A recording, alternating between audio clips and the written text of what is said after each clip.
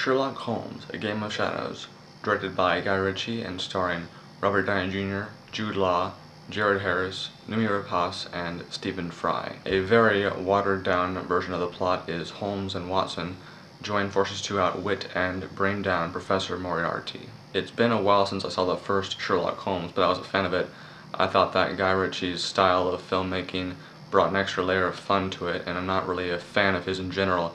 I thought that the first Sherlock Holmes was his best film to date, in my opinion at least. I had very high hopes for this sequel, and I was a bit worried because I thought that the trailer showed a bit much action, though, you know, one can never tell how much a trailer is giving away. But thankfully this is a very fun movie, and in my opinion, better than the first. For one thing, we have a better villain this time. I thought that Jared Harris was far more menacing than Mark Strong was, and there was a more complex plot, and while a complex plot isn't always wanted, it had a lot more depth than the first film's plot.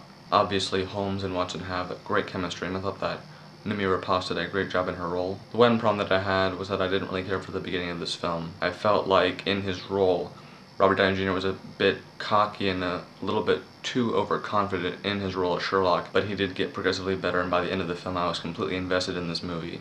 And the final two scenes of this film are actually two of my favorite scenes of the entire year. This is overall a really good movie that I had a fun time watching and cannot wait for the third one, if they make a third one, which they probably will. I give Sherlock Holmes, A Game of Shadows 4 out of 5 stars.